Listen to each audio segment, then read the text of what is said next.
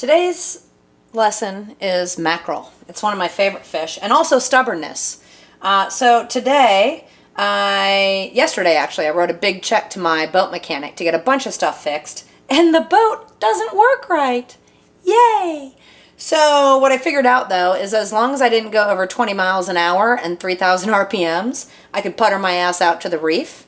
And I'm also not supposed to be on the water because, you know, stitches in my hand, another 5 days. But things have not been going well these last 2 days, so I decided I need a mental health break, and against all my better judgment, I drove out to the reef. The cool thing was, on my way out to the reef, as I was loading the boat, I looked down and there were a bunch of shrimp all at high tide hanging up by the dock. So I grabbed some of these guys for my dinner, which now I'm turning into ceviche, and then I took some out for bait, and that is what I caught that with. So I got to use some for bait and some for food.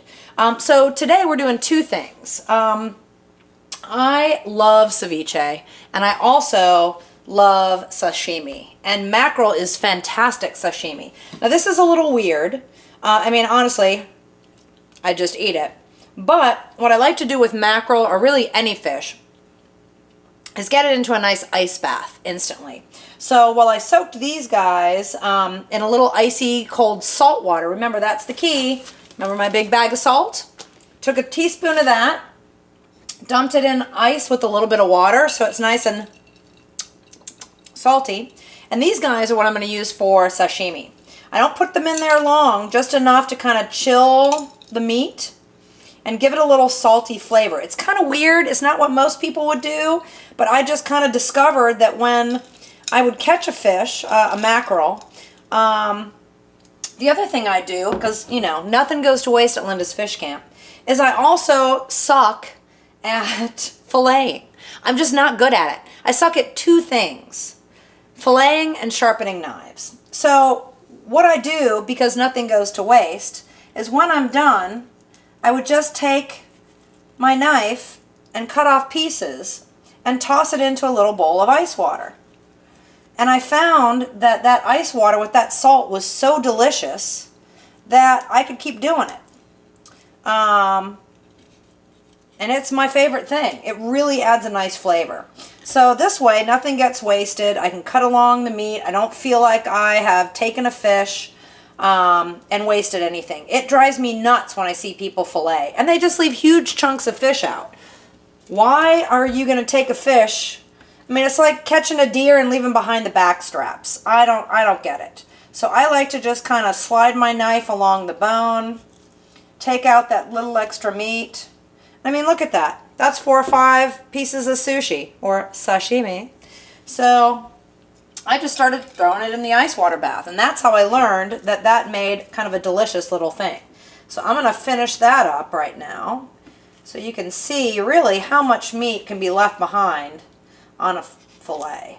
Most of the time when I am fishing, or I guess when I am cleaning fish, I do them whole. But there are some fish that I don't do whole. And I always, like grouper or snapper, I always like to go behind and cut all this stuff off. Now, what am I going to do with the rest of this fish? Like I said, nothing goes to waste. So this guy is going to get frozen with all the skin and other nasty pieces, kind of the bloodline that I cut out. All that stuff is going to get frozen into a nice solid chunk, and that's going to go into my crab traps. So really, literally nothing goes to waste. On grouper and snapper, I'll actually take the backbone and I'll marinate it in salt, lemon, and limes and let it sit for a couple of days. And then I will smoke it. Do a nice slow smoke, about 225, for maybe an hour, maybe more. And they turn out to be nice little boat snacks, especially the throats and the bellies. Or I'll just shred all the meat off of it and put it in a little Ziploc bag, put it in the freezer, and when I make fish head soup, when I boil like a grouper head, snapper head, and turn that into stock and make a soup, I can take that backbone meat and add it in the fish, to the fish soup, and it is delightful. But we're here actually to talk about ceviche. So I've already cut everything up. I've taken the bloodline off. So what I'm going to do is toss all of this meat into this bowl over here. And occasionally put one in my mouth because it's so delicious. All right. So what I've done, I'm going to get all this out of my way. So I've already squeezed some lemons, some limes, and some oranges. I like to add orange. It gives a sweetness. Lemons and limes, if you've ever made your own mojitos, they're really, really bitter and strong. Just too acidic. And I find that if I add an orange or two to the juice, it makes it taste so much better. So what you want to do is really have enough juice to cover all of the meat.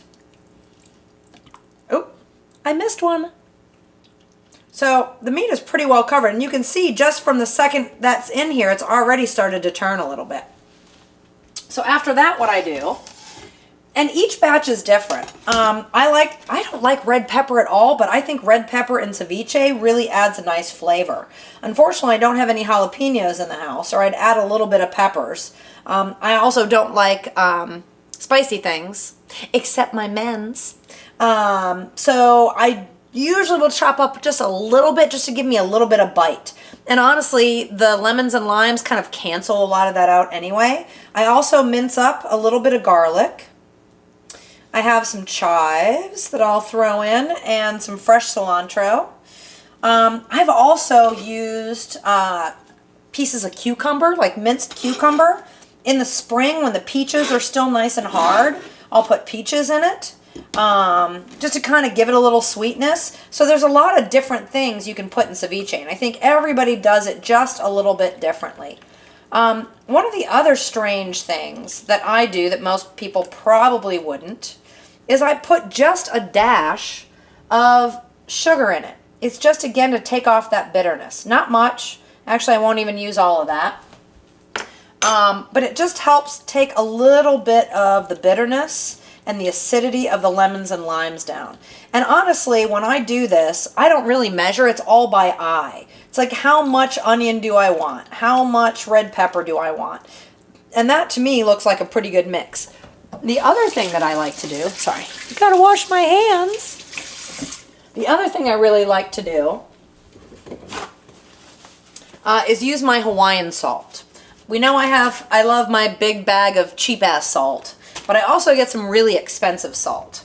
It's salt from Hawaii, and it's kind of an orangish color, and it's got a lot of minerals to it. It just has a delightful flavor, so I like to add that to it. And again, it's just a pinch. And tomorrow, once it starts to settle, I'll taste it and see if it needs a little more salt. I don't want to add too much. You can always add more. You can't add less. So I'll give this a nice little stir. And over here, we've still got my little salt bath of water, ice cubes, and salt. Oh my God, this is so good. Now, when you go to the store, you can't really find mackerel and do this. But if you're out fishing and you catch a mackerel, instead of smoking it, everybody smokes it. And I like it smoked, but I've kind of gotten bored with that lately. So I've pretty much started cevicheing and sashimiing. And that is goddamn delightful. Now, after I sign off, I'm going to peel my shrimp. I'm going to add that to it just to kind of give it a little flavor.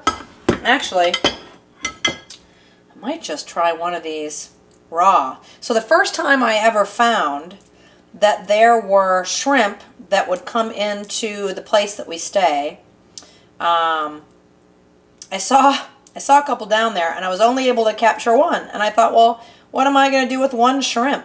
So basically, I peeled him live because, you know, I'm evil that way. And I just peeled him live, popped him in my mouth, and ate him. And he was delicious.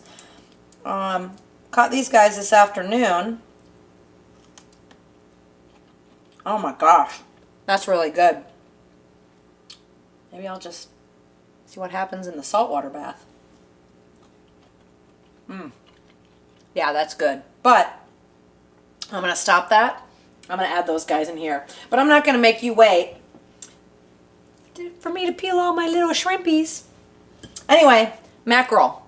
Give it a thought. Ceviche and It's the ugliest sashimi you've ever seen, but you can't get any fresher than that.